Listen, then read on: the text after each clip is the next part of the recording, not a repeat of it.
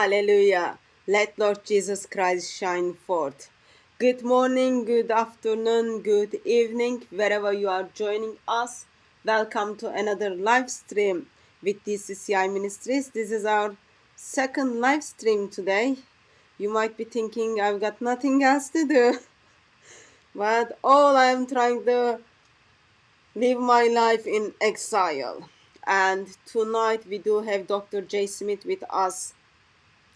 We will go through quick reflection on his debate with, I think David Wood doctor as well, with David Wood on did Mohammed exist? But before I kind of say hi to him, and those of you who are in the chat, thank you very much for being available and joining us. For us to have healthy conversation and healthy discussion, please do not share individuals' personal details. Please do not abuse and harass my chat. That means do not copy and paste the same message again and again within 1 minute. And also please don't be here in the intention of changing the topic. So we will be talking about did Muhammad, so-called prophet of Islam, existed, and Jay Smith is going to help us to think through. I did ask him to join us because I sacrificed my beauty sleep last weekend and watched his debate with David Wood, and I saw how David Wood demolished Jay Smith's arguments.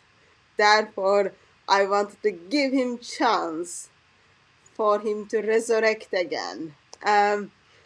But let me just put something serious. David Wood and Jay Smith had a debate on did Muhammad, prophet of Islam, existed or not. Doesn't matter which side did well or doesn't matter which side had good arguments.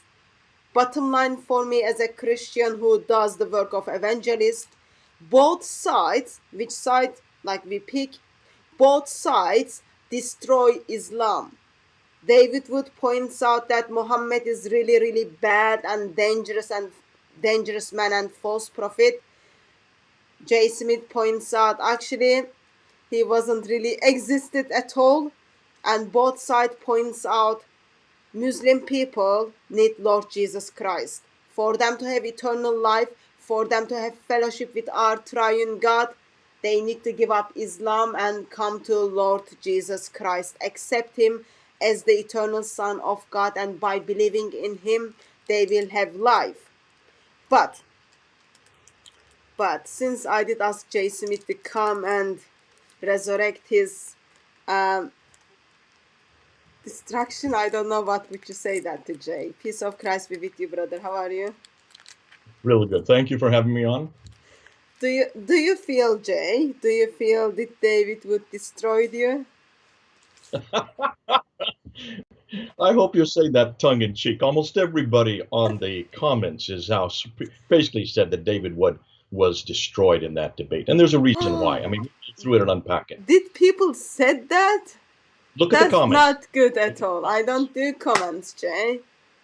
You need to see how people reacted to that debate.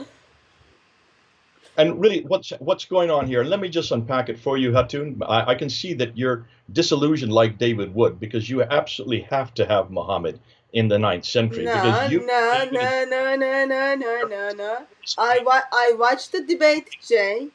I watched the debate, and I noticed that how it's been expressed that your argument has holes in it. All right, give me where are the holes? Tell me right now. Oh, well, I'll let you to make your case first. I want to hear your holes. Well, first of all, about the Haran. Haran is a huge hole when it comes to Mecca. But there are lots of other things. So for me, Let's just take it on board real quickly. for me, Hatun, bottom what do line you know is. about Haran, and what do you know about Edessa, and what do you know about Mecca? So for me, bottom line is. We will practice your arguments and we will practice David Wood's arguments as evangelist. And both sides just gives me material to destroy Islam so that Muslim people will come to Lord Jesus Christ. That's for me, bottom line is this. And I can see someone believes you defeated David Wood. That's already heartbreaking. You've got lots of fans in this chat, Jay. Okay, let me just go ahead and give you an overview of why we even did this debate. I think that to lead up to it, Yeah. um, this is material that I have been working on since 1995. So this is not new material for me. For 25 years, when I first started when I sat under Dr. Gerald Hotting's tutelage in his class, and I first was introduced to the difficulties with the 7th century, the fact that there's just nothing at all from the 7th century to support a man named Mohammed, or to support a city called Mecca, or to support a caliphate of Abu Bakr, Umar, Uthman, and Ali. These names just don't exist in the 7th century. We don't find them on any inscription. We can't find them on any documents. We can't find them in any reference material that we can date from that early. They only start to appear in the 8th, and then they come to fruition in the 9th, which is around 200 to 300 years later. So when I started hearing this in 1994, I remember taking this down to Speaker's Corner, Hatun, and introducing this at Speaker's Corner, and the enormous backlash I got then. So I'm used to this kind of backlash, and I'm used to most everybody that comes back and has thrown a argument against it was not the argument that David used. And this is what was puzzling to me. The argument that David used, the principle of embarrassment, is the same argument he used with our good friend Robert Spencer back in 2012. In fact, I was sitting there waiting for him to come up with something new. 8 years later, I thought maybe he had come on something new. And as I was there, I had an empty piece of paper next to me with my pen. You can see I'm waiting to write on it. I didn't write a word on it. Why? Because right next to that paper was another paper of the review of Robert Spencer's debate. And all David Wood did is resurrect his points from that debate 8 years ago. And he just went through category after category of what he thought were embarrassing, which is what he has been doing for 10 years. That's all David Wood does with Muhammad, is he throws out one embarrassing fact after another. It is his whole life is based on embarrassing Muhammad. As I realized, I said, this man has not really been keeping up with the latest information and does not know about the newest evidence. Now, remember, there is a much stronger debate than principle of embarrassment. See if you can think what it is. When he got up there and he started his debate by looking at the camera and saying, Muslims, I'm on your side. I'm actually debating for you. You should be supporting what I'm going to say. You know good and well he was saying that tongue in cheek. I almost burst out laughing when I heard him say that, because I assumed that he would be arguing for the Muslims. There is no Muslim in the world that would argue for principle of embarrassment, for one obvious reason. Not only do they not agree with it, they don't see these facts as embarrassing. The vast majority of Muslims that I've come across, of the 10 different categories that he used, only 2 of them could be embarrassing. The other 8 can all be explained, as Robert Spencer did so efficiently back in 2012. As I repeated, and I just used Robert Spencer's criteria. David didn't really engage with those 8. The other 3 that he talked about, being covered with sperm, sucking somebody's thumb, lick it, come and stop and think about it. Being covering with someone's sperm actually aggrandizes him. These actually are in the same category of showing the virility of the man. But as a Christian and as somebody from the 21st century looking at that, of course that's troubling. Of course that's embarrassing. Thank God we don't have these kind of stories for Jesus. But we do have stories for Jesus that are embarrassing. Look at the Gnostic counts. In fact, look at the infancy gospel of Thomas, written in 185 AD. Look at the Jesus that's in that account. That Jesus is full of embarrassment, and it's mostly about his childhood. He not only takes revenge on people, he blinds people, he cripples people, and he kills people. Now, that's the Gnostic view of Jesus. Those are about 200 years later. They're about the same time that Ibn Hisham is writing his account of Muhammad. So you want to do like with like, then I would suggest David go to the Gnostic accounts of Jesus and show how embarrassing those are. Why is it the church never accepted them? Why did they not accept them? The Gnostics accepted him. The Gnostics believed Jesus was this kind of character. Why did the church not accept it? Because they already knew who Jesus was from the first century. They already had count after count. They had two eyewitness accounts and two other accounts who got it from the eyewitnesses from the first century. Why in the world would they go to something 200 years later that shows all these embarrassing facts about Jesus? In the same token, if David is given evidence as he was on the day, I gave him 30 different arguments. I went 30 different slides. I had to do it in 20 minutes. So, of course, I could not unpack all of them. And he was not ready to defend or even confront any one of those. And he certainly was not ready to accept any one of those 30 pieces of evidence. Instead, he just went right back to his same mantra. It was a mantra. We heard the same thing in every one of the times that he went up to speak. He said it in his opening statement. He said it in his first rebuttal. He said it in his second rebuttal. And he repeated it in his conclusion. And all he could come up with argument or principle of embarrassment. To me, that is not worthy of a debate. And that's not worthy of an opponent that's trying to shut down Muhammad. And I would suggest that David do his homework a little bit better next time, because you cannot keep the same arguments for 8 years and hope that people are going to believe it.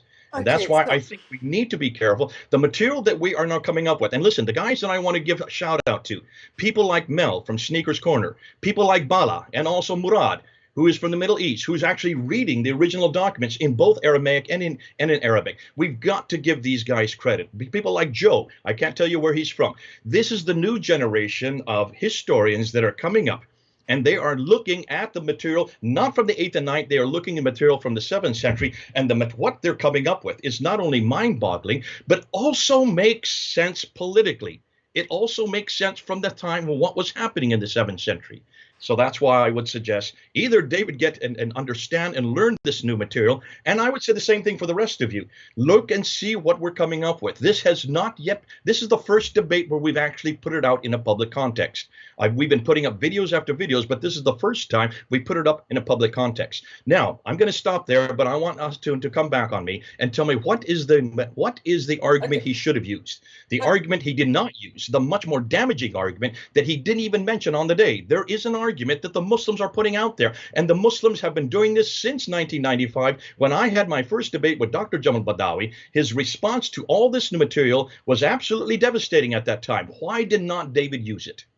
okay. Let me just clarify something that none of us gets any confused. So this debate took place between two beloved ones, okay, and in both occasions it's absolutely fine, because arguments David would put forward, we can use those arguments with our Muslim friends in the intention of destroying Islam and helping Muslims to become a Christian. And same the arguments Jay brought forth.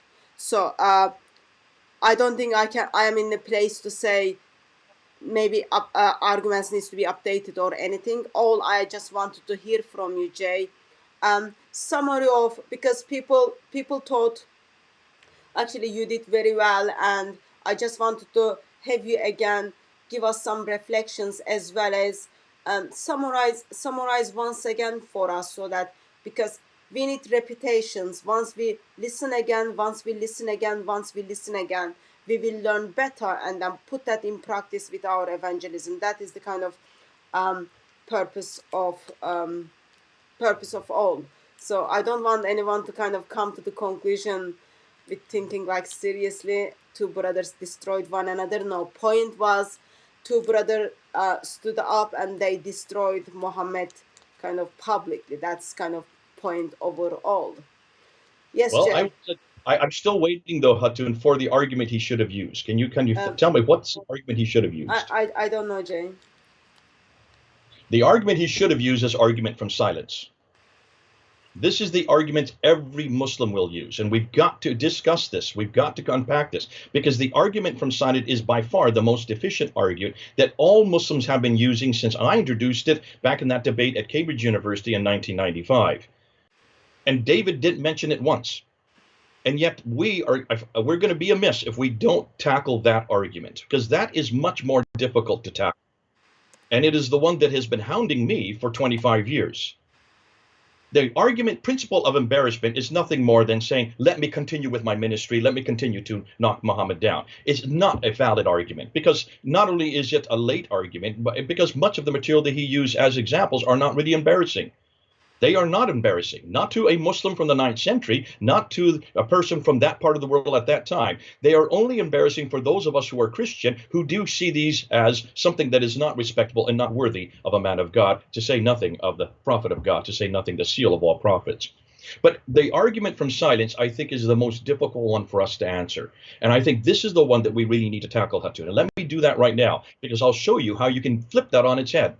When I did this debate in 1995, there at Cambridge University, Jamal Badawi was not prepared, just like David was not prepared for these. And I only gave 10 historical problems, all of them which I got from Dr. Patricia Krona. I'd been in her office that week before. I had gone through these. She said, use this, don't use this. Here's a better way to say it. Here's some better sources. And she basically gave me the 10 points that I introduced there in 1995. Jamal Badawi had not heard even one of them. And yet he is the world authority on the Quran at that time in the English language in 1995. The fact that he could not respond to it, the only response he could say is, Jay, who cares? None of this is you cannot support any of these from the 7th century, because there is nothing there in the 7th century. You're only arguing from silence. And evidence of absence is not absence of evidence. You've heard this phrase before. It's the typical phrase we always get. Just because we don't have evidence for Muhammad doesn't mean he didn't exist. Just because we don't have evidence for Mecca doesn't mean it did not exist. Just because we don't have evidence for any manuscript from the time of Uthman or any of these people called Muslims or any religion called Islam doesn't mean they didn't exist. It's just that we haven't found the evidence yet. It will be uncovered in time.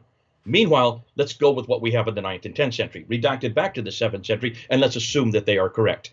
And that's all that I've been getting, and that's all that I've been fortunate on me. And it's a good argument, and it's a brilliant argument, because it is an argument that Christians have used also for the whole premise of whether we know Abraham exists, or whether we knew Moses existed, and whether we should keep the first 11 chapters of Genesis. It's what I was learning. I was taught in seminary. The argument of silence is a real problem for the Old Testament, especially the book of Genesis and later.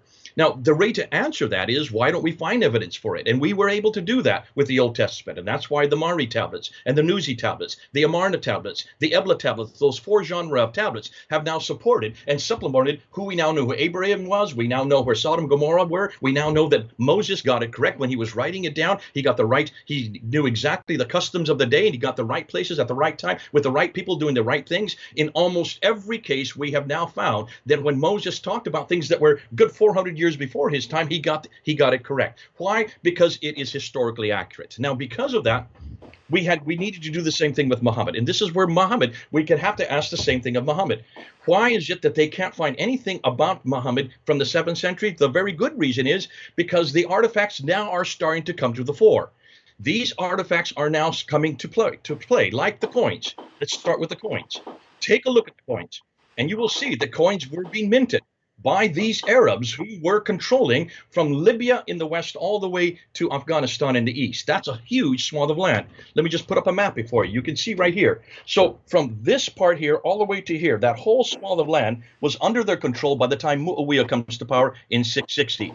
All that orange area and the brown area. That includes Iran, Afghanistan, that includes Syria, Jordan, that includes Lebanon, all of Israel, that includes all of Saudi Arabia, all the way over into Libya, includes Egypt and Libya. All that swath of land was under the control during that period.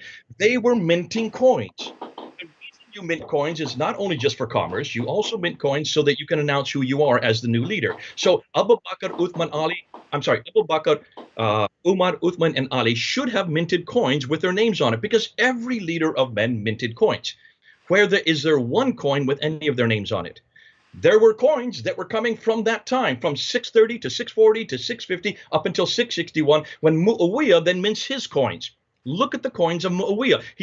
That's the first recognizable coins we get for someone from the Umayyad Caliphate. Yet, even Muawiyah, as late as 661 up until 680, so now we're talking about 50 years, almost 60 years by the time Muhammad has died, we have coins in the West, they are all Christian. In the East, they are all Zoroastrian. Written in Arabic, with Arabic names, with rulers' names on it, but not Abu Bakr, not Umar, not Uthman or Ali, and certainly not Muhammad's name. Nowhere. And why, if they are Muslims, why in the world are they minting coins with crosses on them over in the West and with the fire altars, Zoroastrian fire altars in the East? That is hugely damaging for Islam. And when Muawiyah, the first great caliph of the Umayyad Caliphate, who should have been a sound Muslim by that time, he says nothing about Muhammad. He rinse coins with Khusraw's face on it, and he has Bismillah, which is understandable because Bismillah would be the name for God in both Zoroastrian and also in Judaism and also in Christianity. Allah is the name that is used in Arabic from that time. But then he puts Al-Malik, he puts himself, he's referring to himself. Why in the world would he be referring to himself? Praise be unto God, the king, referring to himself. And here he has the Zoroastrian fire altar on the back, proving that in the East, he was very much accommodating the Zoroastrian. Nothing whatsoever about who he is or what he believed or about what he was about. Not until 692 do we get a coin finally that is Islamic, and that's Abdul Malik's coin, and you know the argument from there on out. Now let's go to the inscriptions. See, the inscriptions, we have 30,000 of these inscriptions. And they are all, none of them are from Mecca and Medina. Look, before we finish with the coins, notice where the coins are minted. The coins are not minted anywhere near Mecca and Medina. The coins in the West are minted in Syria and in parts of Israel. The coins in the East are all minted in Iran. And those coins are being minted while these caliphs supposedly were in power by these caliphs. Yet nothing whatsoever about these caliphs are on these coins. Remember, back in those days, they didn't have TV. They didn't have any type of newspapers or radio or internet to introduce when they came to power. They had to use coins because coins were in the hands of everybody. And that's the best way to announce who you are as the new ruler. And you always put your name, you always put your face on the coin. Then you put your religious denomination on the coin to distinguish who you represent. And then you put the date on it and where the mint comes from. In every case, there's nothing Islamic about any of those coins until Abdul Malik comes in. He introduces the Shahada, and the Shahada, take a look at the Shahada, La ilaha illallah Muhammadur Rasulullah. And you look at Muhammad is nothing more than a title of the praised one who is the messenger of God. Who is he referring to? This is where Murad has been so helpful. Murad, who has now unpacked the 4 references to Muhammad in the Quran, in every case they are referring to the praised one, either Jesus Christ, or on the coins, it could be Abdul Malik himself. He's talking about himself as the praised one, who is the emissary, the king, like what Muawiyah did earlier as the Malik. He would be the king of God. These are the representative of God, and they're aggrandizing themselves. They see themselves in a messianic character, and this is why they're putting their name. That's why they're putting their references, and that's why they're saying praise be unto God, because they are the ones that are representing God. Now, fascinating what he does do on that one, that he puts and takes off the, he does a mockery of the Byzantine cross on the back. Because of that, Justinian II goes to war with him immediately in 691 and 692. Abdul Malik then introduces a brand new coin in 693. And on that coin, he has his own image on it with the sword there. He's now basically saying, I'm going to take you on. And there he puts the Bismillah, but then on the backside, he mocks the cross, the Byzantine cross. By 698, he then takes the image off, and he only includes reference after reference after reference attacking the person of Jesus Christ. Why? Because he is attacking Byzantine Christianity. At the same time, he builds the Dome of the Rock. All the inscriptions on the Dome of the Rock, the only ones that still last today, they are all attacking the divinity of Jesus, they're attacking the Trinity, and they're attacking Jesus' sonship. This is put there right in Jerusalem, looking down over on the Church of the Sepulchre as a one-upmanship, saying we are now the ones who are attacking everything that you continue to be holy. This is the first time that we see an attack against Byzantine Christianity. Byzantine Christianity had its pilgrimage to the Church of the Sepulchre there in Jerusalem. That's why the Dome of the Rock was built in Jerusalem. And look and see where it's heading. Look and see where it's placed towards. It is directed straight towards Petra, not Mecca. Nothing about Mecca at all in any of these mosques. And this is where Gibson's material has been so exciting, because Gibson has shown that all the mosques, not just the one there in Jerusalem, not just the Dome of the Rock, not just the Al-Aqsa, he is showing that every one of the mosques in every country, as far away as China in the east and India, Cherman, India in the east, as far away as up in the north from Turkey, down in Yemen, every one of the mosques up until 706 are facing Petra. Not one is facing Mecca. And the first mosque to face Mecca is not till 727, and that's in Banbor in Pakistan, proving that as the Umayyads, who were very much interested in Petra as the sanctuary, do not finally give in, politically speaking, to the Umayyads until 749, which comes about another 10 years later. Once they come to power, then all their mosques are facing Mecca. Why Mecca? Because of what happened with Ibn Zubair. Look and see what Ibn Zubair does. He rebels against Abdul Malik in 687. He's there, governor of Petra. He destroys Petra, destroys the Kaaba, and takes the black stone with him. What happens when you take the black stone with you? The black stone is where God's presence is. It has always been where God's presence is. The black stone we can now trace back all the way to the 2nd century BC. Once you take the black stone out of Petra and you flee to the south, you need allies. You ally yourself with the Abbasids who are up in Baghdad. Then the pilgrims follow where the black stone goes. Was not intentional that they created Mecca. They had to create Mecca because of the fact that the pilgrims were all coming to them. So what do? They recreate everything that was in Petra, they recreate in Mecca, but they don't use the same dimensions. And that's what's doing their undoing. And that's why Gibson has done such a great job showing that in Petra, all the material that you see in Petra, the 5 stages of the Hajj, take a look. They all fit to the dimensions that we see in Azraqi's material from the traditions. Azraqi showed the dimensions of the Kaaba. That you find in Petra. You don't find those dimensions in Mecca. Azraqi also talked about the 2 mountains of the Safa and Marwa that you run back and forth 7 times, mimicking what Hagar did to find water for Ishmael. That exactly can be found in Petra. They are mountains. Look in Mecca. They're just pieces of rock, facsimiles, 15 feet high. Those are not mountains. So in everything we're looking at, we're seeing that there is a predate, there is a precedent to almost everything Islam is talking about. The precedent comes from much further north. Everything we have seen. Look at the Qiblas. Look at the Qira'ats. You've been dealing with the Qira'ats. And notice where all the Qira'ats begin to appear. Why is it that of the 30 official Qira'ats that were finally standardized by Al-Jaziri, in 1429, that is the 15th century, 800 years later, take a look at them. 22 of them are from Basra, Kufa, and Damascus, and the majority of them are from Kufa. Why Kufa? Well, I'll tell you why Kufa. That used to be Hira. That is where the original Muhammad lived. That was Iyas ibn Qabisa lived. His nickname was Mohamed. He was a 7th century character. He was a king. He had responsibility for 30 towns. He is the one who in 622, do you see the date? 622? He is the one who miraculously destroyed the Sassanids. He then takes over and has a reliance with the Jews. That's why he was seen as a safe pair of hands. But he was not a Muslim. He was a Christian. He was a Lakhmid Christian from the Lakhmid dynasty up there in Hira. And that's why 622 became important, because 622 is the date that the Arabs finally got their ascendancy, the Arabs finally got their identity, and they can now create that identity. Now, one last thing, Hatu, before you jump in. The inscriptions are highly damaging to Islam.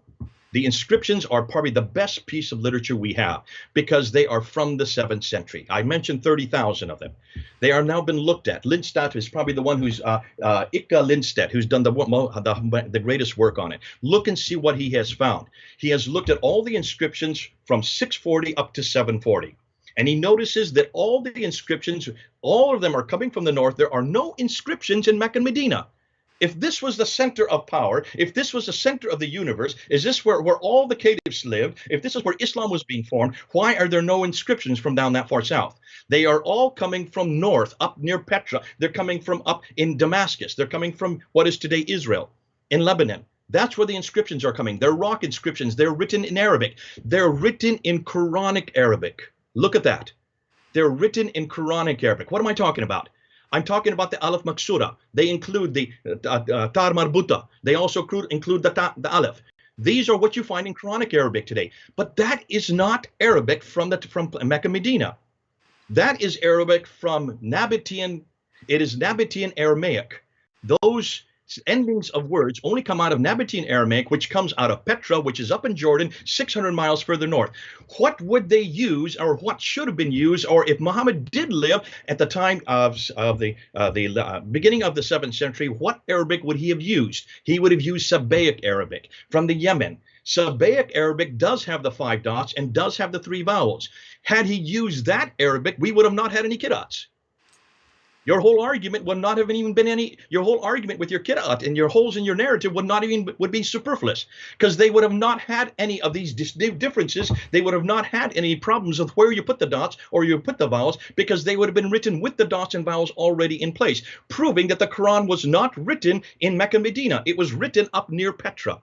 And it was using Nabati and Sebek that did not have dots, did not have vowels. That's why at the end of the 7th century, going into the 8th century, they then had to impose those dots and vowels. But that was not imposed down in Mecca. That was not imposed down in Medina. That was all coming from Kufa. That's why all the qira'ats are from Kufa.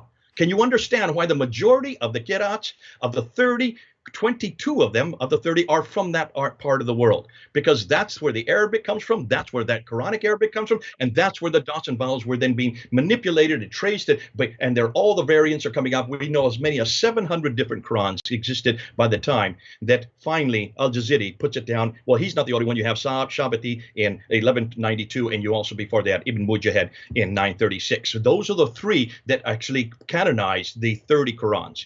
936, 1192, and 1429. Look at the dates. These are all hundreds of years, 500, 800 years after Muhammad. And these men who did all this canonization, these Qurans from which they were choosing from, are all from the north. They are not anywhere near the south. They are nowhere near Mecca and Medina. Okay? Does that help you? Have you got anything else? I got a lot more if you want to keep going. That's just 5 of 30 slides that I have on this material. But those are probably the best ones to get the word out. Now let me get back to this argument from silence. What have I just done right now in the last 10 minutes? I have given you piece after piece after piece of evidence from the 7th century, have I not? The rock inscriptions. Prior to 690, there is no reference on any of the rock inscriptions up in the north. There's no evidence for anybody named Muhammad. There's no reference to any religion called Islam, no reference to any people called Muslims, no reference to any place called Mecca, and no reference to any Quranic material on these inscriptions. These are the earliest material that we have from the 7th century. That is evidence. No longer are we arguing from silence. That destroys that argument from silence. So when does Muhammad, as a man, as a person, when does he start to get introduced on the rock inscriptions? Not till 730. 730, that's 100 years after Muhammad, that he finally gets introduced as a person who is a prophet, who then has all these what we call these 5 pillars. The 5 pillars that we now see today get introduced at that time. So then the question needs to be asked, if I am arguing from silence, like everybody suggests that I have been doing, like we've been doing, they've been saying that for, since 1995, no longer are we arguing from silence, because we now have the coins to support us. We now have the Qiblas to support us. We now have the rock inscriptions to support us. We now have also the Arabic, the Nabatean Arabic to support us. We are, in fact, my question to Muslims is, we are the ones that no longer are arguing from silence. You are arguing from silence, because you cannot support one thing about your Muhammad in the 9th century. How many times in the debate did I turn to David and say, you have not dealt with this evidence? I'm looking for one reference on one coin, on one inscription, one reference to this man named Muhammad from the 7th century. Did you notice he was not able to answer one of those? In the entire debate of an hour, an hour and 50 minutes or whatever it was, he was not able to come up with one piece of evidence. Now listen, Muslims have tried.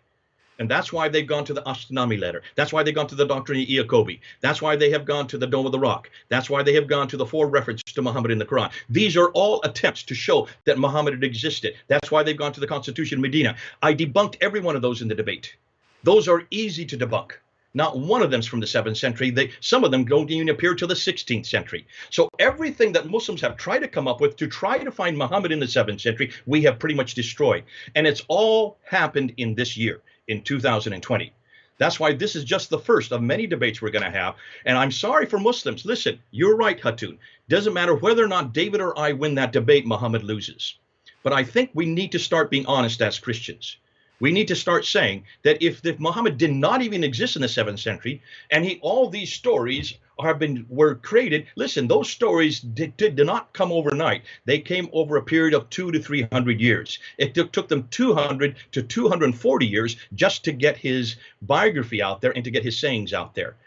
over 240 years, these stories were being bandied back and forth. They were being they were being attacked, and they were being revised and revised and revised. And that's why most Muslims want us to go back to Ibn Ishaq. They want us to go back to this guy here, Ibn Ishaq.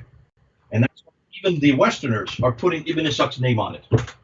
Even the Westerners are putting Ibn Ishaq's name. But this is not Ibn Ishaq's biography. This has nothing to do with Ibn Ishaq. We have nothing from Ibn Ishaq. This is 765. It looks like he did write a biography, but there's an awful lot of it that the Abbasids did not like about that biography. And that's why they had to rewrite it in 70 years later, from 765 all the way up to 833. Finally, Ibn Hisham has to write the new biography, and that's what we have in our hands today. If indeed this is from Ibn Hisham, we don't have the earliest manuscripts. So you can see from that 70-year period, there was an awful lot of manipulation going on. Take a look at Al-Bukhari. Al-Bukhari was given 6 of these stories, and he threw out 98% and only retained 2%. What happened and what was in that 98%? Wouldn't you like to know? It will be good to know, but let me just jump in and bring up some questions, Jay, if that's okay with you. So I think first I have to apologize for the first question because it really doesn't have any brain behind it, but let me bring it up. First question is, of course Mohammed was existed because his grave is in Medina, Jay. I told you, like, first, just that's the so far what we have, Jay. So while you are claiming there is no historical record of Muhammad, and then you are bringing coins and the writings and the direction of the Qibla, all those kind of things, we get to hear from Muslims that yes, Muhammad was existed because there is a grave in Medina. Okay. Gibson actually deals with this, and he does a really good job. And he says, listen, if there was this material in Medina from the 7th century, why is it that when they were building these enormously tall buildings that they have all over Mecca right now and Medina, they're building skyscrapers, and these are the fourth highest building in the world, the clock tower. When you build large buildings like that, you have to go into the ground, you have to build foundations. As you dig foundations, you dig up an awful lot of artifacts that are archaic and ancient. And one of the first things that happens whenever large buildings are created in very old cities, you have archaeologists that come around and they want to see those artifacts, because from those artifacts you recreate the history of the city. Gibson went to a conference where there were these archaeologists were there, and he went and he asked this question from these archaeologists: what have you found in Mecca and Medina? Their response is, we have not found a thing except for one fort in Mecca, a Turkish fort from the Ottoman Empire from after 1300 AD. They can't find anything earlier than that. So when a Muslim comes to me and says, of course he existed because we have his tomb in Medina, I'd like for him to prove to me forensically that that tomb goes back to the 7th century. Okay, next question is, Jay. I've lost you. Can you hear me? Hold on a minute. You should be able to hear me, because I know you pressed something wrong middle of your thing, but we were able to hear you. Can you hear me? I can't hear you. Okay. Sorry. The reason Jay can't hear us because something's happened to. Because Jay, while he was speaking, he pressed something and then sound changed. Jay, can you hear me? I can hear you. Can you hear me? Okay. Yeah. Okay. So you are back. Okay. I'm back again. Okay. Next question is, what was at Mecca before the time of Abbasid? The Abbasids. This is the $1 million question that we would like to find out. We can't find anything from Mecca, like I said earlier. We don't find any reference of anything that's prior to the Abbasid period. And I think the reason why is because this is what Patricia Crone brought out in her book, Meccan Trade and the Rise of Islam in 1987, which she got a death threat for writing it. Now, this woman decided to ask this same question: what do we know about Mecca from the Abbasid period or earlier? And she found out that there was no reference of anything, no reference of on any coins, on any artifacts, on any inscriptions, on any documentation for Mecca until 741. 741 is just 8 years before the Abbasids come to power. And that reference to Mecca, as we just pointed out, and as I said in the debate on Saturday, that reference puts Mecca way up in southern Turkey, just below Edessa and above Haran. And that's the inscription is written in 741, but it's never considered to be the Mecca that we're Sorry, looking at today. It's Jay, just the Jay, name Jay, Mecca. Jay. Sorry. Um, someone is calling me through Skype. Dear Mr. Mohammed, you called yesterday and then I said the same thing. If I am talking someone on the live stream when you call, it just change my screen. Please don't do that again. Call on Friday. Jay, would you mind being kind and repeat that for me because I missed listening it. Sorry. Yeah, the first reference, if Mecca was such an important city, if it's where Adam and Eve went to when they were thrown out of the Garden of Eden, if in chapter 7 of the Quran, if it's where Abraham lived in chapter 21 of the Quran and rebuilt the Kaaba, then I would suggest it should be probably the most famous city in the history of mankind. So Patricia Corona, in her book in 1987, did a historical analysis of the city of Mecca, and she couldn't find any reference on any of the artifacts, on any of the trading documents. Now remember, Dr. Patricia Corona reads and writes 15 archaic languages. She reads all the languages that existed at that time from the 2nd, 3rd, 4th, 5th, 6th, 6th, all the way up into the 7th century. She couldn't find any reference to a city called Mecca in any documentation whatsoever. Not until the Continuato Byzantia Arabica, which was written in 741 in the 8th century, just before the Abbasids come to power. That's the first reference she could find to the name Mecca itself. However, she didn't read the entire inscription. If you read the entire inscription, that Mecca, the city called Mecca, is just south of Edessa and above Haran in southern Turkey. What is southern Turkey today? But it was never considered to be a sanctuary. It was not Islamic. It was nothing more than the birthplace of where Abraham comes from. That was what it's known for. Now remember, back then in the 8th century, they believed that Abraham came, that Ur was up in southern Turkey. We now know since the 1800s, 1853, because of Dr. Taylor, that Ur is actually in southern Turkey. But they did not know that 1,000 years earlier. So what's fascinating, even that reference to Mecca is the wrong Mecca. It is not the Mecca of the traditions. So where and when did Mecca then come into existence? It looks like it's the Abbasids that chose Mecca, as I said earlier, because of Ibn Zubair, who fled from Abd al-Malik, who fled from the Umayyads, who brought the black stone with him. And in bringing the black stone with him, he also brought God's presence with him. And that's why once he fled down to where he came from, which is around the Taif, between Taif and Mecca, he then introduced along with the Abbasids, because he needed allies, he got the Abbasids from Baghdad, and they introduced Mecca because the pilgrims were coming. Once the pilgrims started following the Black Stone, they needed to put together a sanctuary, and they used the same references that they had already had, the same 5 stages of the Hajj, what they call the pilgrimage from Petra. They reproduced them in Mecca, but they reproduced them using the wrong dimensions. That's why we pretty well know today that Mecca today is nothing more than a facsimile of the earlier sanctuary, which was in Petra. Okay. And next question is, what is the evidence that black stone was in Petra? And he probably says, I can't find him. Very, very clearly, when you go to the traditions, you look and see what they say about Zubair. In the tradition, Zubair is the one that does destroy. He is the underling. He is the governor of Petra under Abd al-Malik from 685 to 687. In 687, he rebels against Abd al-Malik, and he destroys Petra, destroys the Kaaba, then runs with the black stone. It's all right there. He takes the black stone with him, realizing that once the black stone has left Petra, Petra really has no importance. Now, it's in the traditions. Is there any historical evidence? No, there is not. And like we've always been saying, we don't have historical evidence for the black stone, except we now know where the black stone comes from. And that's something I'm yet to introduce. That we will introduce that in a video. We now know where the black stone originally came from. It actually comes from Elagabalus. Hold on. We're going to show you, because you can see the trajectory of the black stone that starts all the way from the 2nd century AD. So it predates Islam by 500 years. And wherever the black stone was, God's presence remained. That's why it was brought to Petra by the Nabateans. And that's why those who then rebelled against the Nabateans, rebelled against the Umayyads, took it down to what is today the Hijaz.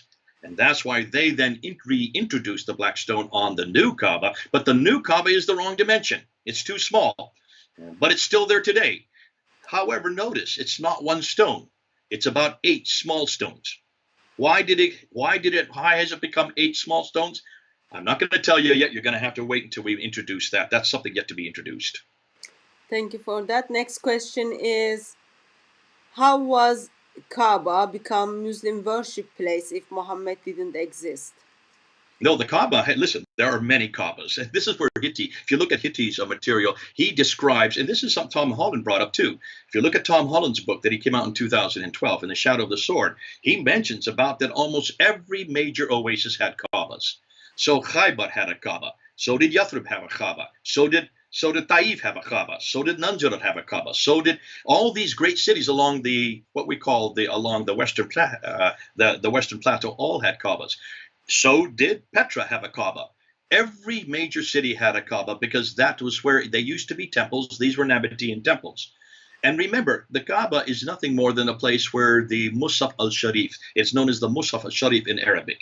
And the Musaf al-Sharif is a place where you bow, or where you bow to, the holy place, the forbidden place where you bow to. So that was well known within the Nabatean era. And therefore the Kaaba, because every major city had a Kaaba, they were all vying for, not for in competition, it was what you would go to, it's where you would go to pay your allegiance of the existing gods from that city, and then pay your tribute, and then also basically pay your fee for remaining in that city before you moved on to the next city if you were a trader. So this was quite normal. Kaabas, there's the one in Petra, however, is the right dimension. The Kaaba that was there is the right dimension, according to Azraqi, for what we see in the traditions concerning the Kaaba.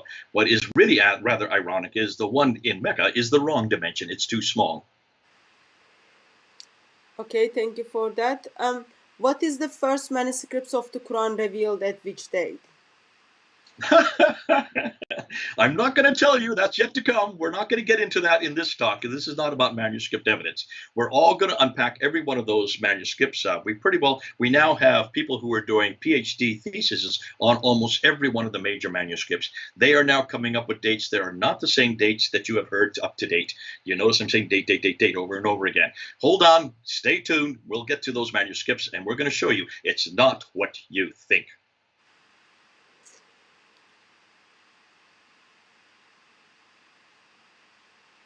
You're out of words. No more questions. No, because someone is just like buzzing through Skype, and it's changing my screen to find the questions. Okay. Please stop calling people, like seriously. Okay, the question is Okay, here's a question. I'm looking at it right here. Here's a good question by Daniel M. And he's saying, if Muhammad was fictional and made up by people, why did they also fabricate and make up miracles and actual prophetic authority for Muhammad? They actually did. Take a look at the traditions and see the miracles that they attribute to him. There's lots of miracles attributed to him. But one of the reasons, and here's what I want to ask, why did David take those miracles that are attributed to Muhammad and say that they are also authentic? Because there's miracles of him splitting the moon. There's miracles of him cursing the ground so the body cannot be buried there. There's miracles of him walking across the water. Why aren't those miracles, which come from the same material that the embarrassing material comes from, why David doesn't accept those miracles then, if he's also going to accept the fact that the embarrassing material is from the exact same period and from the exact same documents? Thank you for that. Now, let me just one step further. And how many of you really believe that Muhammad walked across water? How many really believe that Muhammad split the moon? If you're going to say that these embarrassing stories are true, then why aren't these other stories about his miracles true? You can't have it both ways, folks. Just a side note, just a footnote on that. Remember, Quran denies Muhammad to make any miracles. Jay, a couple of more questions. Is there evidence? Can I come back on that real quickly? It doesn't deny. It just says he won't do any miracles for the Jews at that time when they asked him to provide a miracle. So the traditions provide the miracles. But I'm saying the Quran is earlier than the traditions, right? So don't use the Quran as a pretext, because I would suggest, yes, that why don't they use the Quran and why don't they show? Because there's not much embarrassing of him in the Quran. Almost all the embarrassing material which you guys are using comes from the traditions which come another 100 to 150 years after the Quran. Is there evidence that Muhammad or the Quran is made up in the Umayyad period? Okay, good case in point. What do we know about the Umayyad period? Do you know what? Do you have any evidence from the Umayyad period, Hatun? I cannot see the. Can you please stop calling from Skype, Mr. Mohammed, and I think another he's doing. Mr. Listen, something? I think he's doing that purposely to try to shut down this Yeah, but like discussion. it's just like changing my screen, and it just. Okay, let's you and I talk then. Hatun, I've got it over here on mine. I can see what people are asking. Let's just you and I talk. If this is so just go back and ask me. If this is so that the Umayyads had an awful lot of material, what material do we have from the Umayyad period? Almost nothing. Isn't that interesting? Everything we have, everything you're dependent on, everything David and everybody else is dependent on is from the Abbasid period. It only begins to be introduced in 833, 840, 833, 835, 870, 875, up until 923. That's the 9th and 10th century. So the question remains, why is it that when we are so surprised when al-Buhari is given 600,000 of these akhbar, which I would suggest are Umayyad, and he takes and he destroys 98% and only retains 7,397. The other 98% that he did not accept, I would suggest, is from the Umayyad period. We don't have that today for one very good reason, because it's been destroyed by the Abbasids, who have a completely different narrative. And their narrative did not agree with the Umayyads, and that's why what we are now finding with the coins and with the inscriptions and also with the Qiblas, that is from the Umayyad period. That is from the 7th century. Can you then understand why we're making our point? Basically, we're saying we need to go back. Why is it we don't have any reference to Ilyas ibn Qabisa, except al-Buhari does refer to him. He calls him Qabisha. That's the man we should have been looking for. And that's the one who actually created the Arab hegemony and started the Arab identity and started the Arab, basically the Arab, it's not an empire, because the empire did not really begin until Muawiyah finally capitalized on it and created it in 661. But for 40 years, the Arabs were starting to take over ascendancy. And that's why when finally in 661, Muawiyah then creates that first Umayyad Caliphate, that, interestingly, we don't find anything earlier than that. That all then has been eradicated by the Abbasids. And that's one reason why it takes them 200 to 240 years to write down the story of this man and to write down the sayings of this man. Just a practical question, Jay. So, people are asking if you are able to share with individuals the presentation you did on the debate. Is that accessible for individuals to have access? They do, but the difficulty is how to get it to them, because I do not want to put my email out there for them to, otherwise I'll get inundated. As you well know, once you put your personal email out there, it gets inundated. Let me just say this, however. We are about to go for public with the Fander website. On the Fander website, I will put up all 30 of the slides that I used in the debate, and we will continue to embellish them because there's many new slides. Every one of those slides, every one of those pictures that I put up in the debate takes about 15 minutes to unpack. They are summaries of the entire argument. So every slide is a cheat sheet. That's what we call a cheat sheet. All the information you need is in every one of those slides for every one of the 30 arguments. That we will put up on Fander. It'll take about 2 or 3 more weeks yet before we have it. And I want people to use it. Feel free to undownload any of that. Once you can download it, laminate it, and then start introducing it with your Muslim friends. They need to see it. Others need to see it, because we need to shut down this idea that there was ever a Muhammad, or there ever was a Quran, or there ever was an Islam, or there ever was a place called Mecca in the 7th century. That did not exist. Not that early and not that far south. Up north, it was beginning to exist, but it did not come together by one man receiving a revelation from God. It came from political exigency as different groups were confronting each other politically, and how they, from one dynasty to another, and finally the dynasty that won out, then created the Muhammad that we have today. But it wasn't that they created ex nihilo. They use existing stories, they use existing data, and they use existing archaeological evidence to then support what they then know as what we now know today as Islam. See, what everybody else is telling me, and what you are all telling me, is that this great religion, with all its rules, regulations, and all its sophistication, came together in a 22-year period, from 610 to 632. Absolutely not. I don't know of any other empire this great, with this many rules and regulations, with this much sophistication and theological precepts, to have been created in just 22 years. What I'm saying is it did not happen in 22 years. It happened in 200 to 240 years, and possibly even 300 years. That makes sense. And it makes sense out of really two great empires that were fighting for ascendancy, and in contradistinction to an even greater empire, the Byzantine Christian Empire in the north. And that's why almost all the debates, all the theology is against the Christian Byzantine, because they are their greatest threat. That would make sense in the political environment that we now see Islam emerging. But it would not make sense between 610 and 632, when this city didn't exist, when this man didn't exist, when none of these theological debates would have even existed. There were no Jews living in the Hijaz. Not at all. We don't find any reference to Jews living in Mecca and Medina. So how could there be any reference after reference against Judaism and against Christianity? The Quran is full of references against these two religions, unless, of course, the Quran was written much later, up in Kufa, much further north, where you have the seminaries, where you have both the Christian and the Jewish seminaries there in Kufa. Now it makes sense why the Quran is so anti-Christian and so anti-Jewish. Jay, when is the date that your website is going to go live? I can't give you that. I don't dare to give that. Please don't write it down, because then I'll have to be held accountable to it. And I get all kinds of people yelling and screaming, "You said this on her show, therefore we want to see it." It'll be fander.org.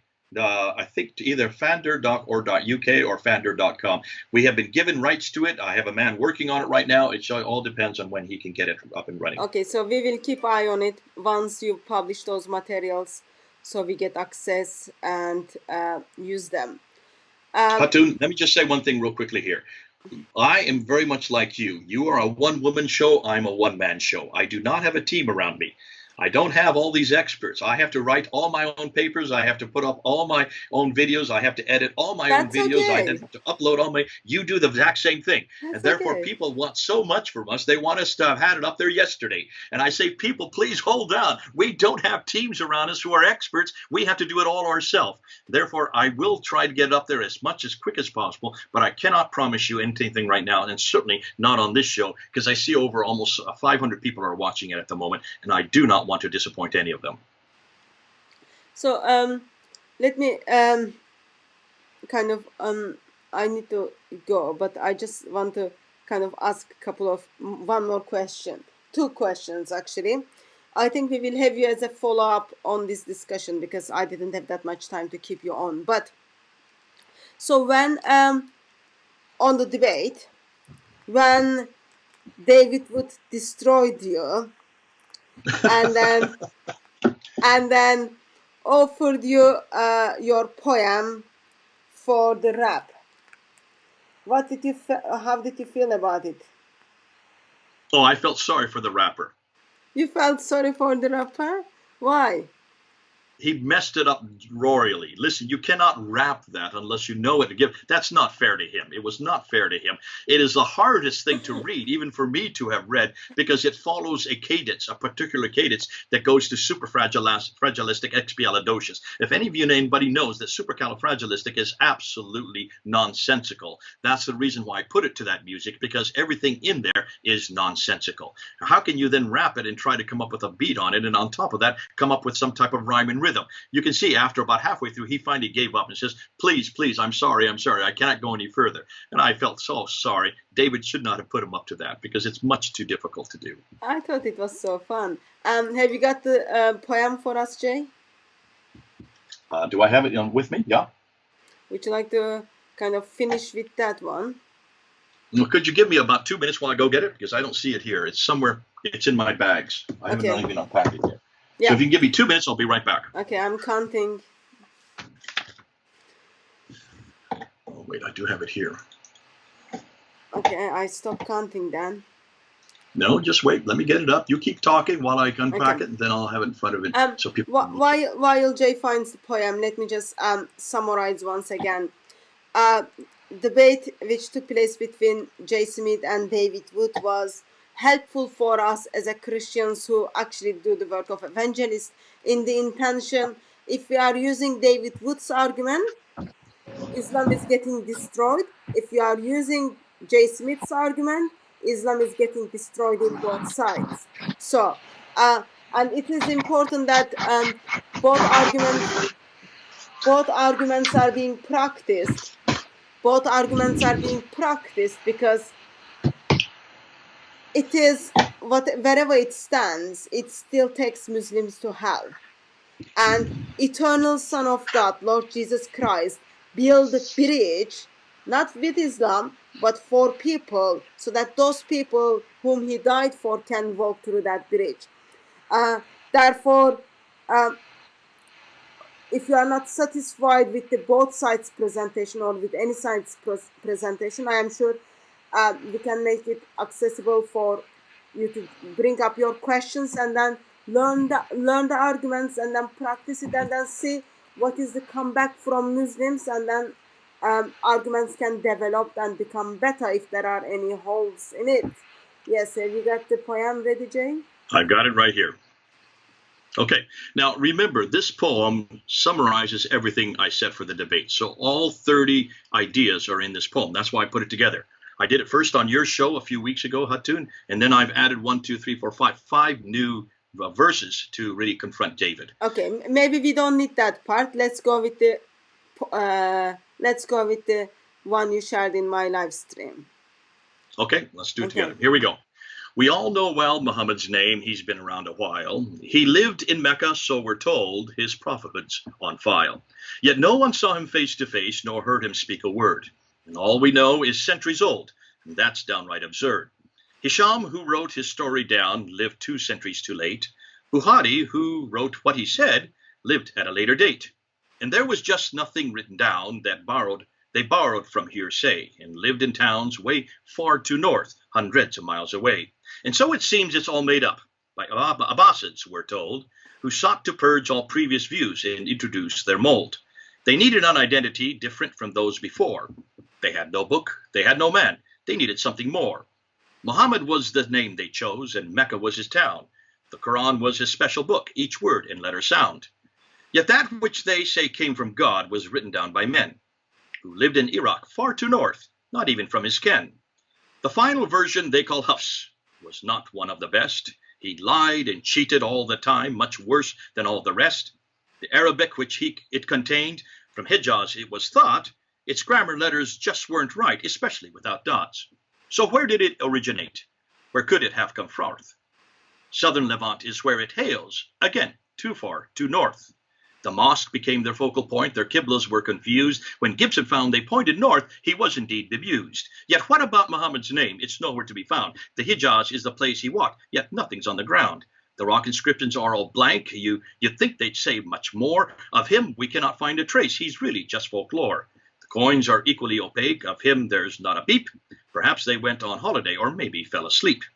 His town Mecca, where he grew up and where he sought his fate, was not known until 741, 100 years too late. Many have said he wrote letters and sent them all abroad. The Ashtanami is one case, but it has proved a fraud. The Medinan Constitution supposedly is true, but it makes too many mistakes. Its truths are all too few. The Doctrina Iokobi is also claimed as true, but their own man was in Jerusalem, turns out to be a Jew. Muhammad did not really live. His story is a lie. No one can find him anywhere, no matter how they try. Without Muhammad, Islam dies. It flits and floats away. Since we now know he didn't exist, Islam has had its day. Thank you very much for that, Jay. You want me to do the other 5 strophes for David? No, it's fine. Is that poem has a copyright or something? No, you can have it. Okay. I made it for you, Hatun. It was for your week where you were taking on Muhammad. So this is really your poem. It's my gift to you. That was Muhammad's birthday present, and it is, since he wasn't existed, I think we can share between us. You can have it. You can use it. Just don't abuse it. Thank you. Thank you very much for joining us and helping us to rethink whether Muhammad was existed or not. I think we will have you as a follow-up so that people will learn the arguments and then they put in the practice and then see how the groundwork takes place. And also, Hatun, can I just say one thing real quickly? Yeah. For those of you, please go on Mel Sneakers Corner. Go to Sneakers Corner YouTube site. Look and see what he and Murad and Bala and also Joe, those four guys. Look what they're coming up with. They're now putting forth and are putting down 20 years of research. This is not something that's overnight. This is all well researched, and everything they are saying, they support and they source in history. Okay, John, I want to give that shout out for them because they are amazing guys, and I'm working with them, and I feel privileged to be on their team. Good, good, good, good, good. And it is amazing that in the body of Christ, we all have different gifts. And good thing is we want to be faithful and use the gifts Lord is giving to us. And beloved ones, thank you very much for joining us on the late live stream. May crucified and risen Lord silent you with his love. And dear Muslim friends, rethink who you worship, who you follow, who you want to obey. And our prayers is that you will worship not Mohammed, you not obey not Mohammed, but come to eternal Son of God, Lord Jesus Christ, because by believing in him, only you will have eternal life. God bless you all, and we will see you tomorrow. Jay, thank you very much for joining us. Thank you.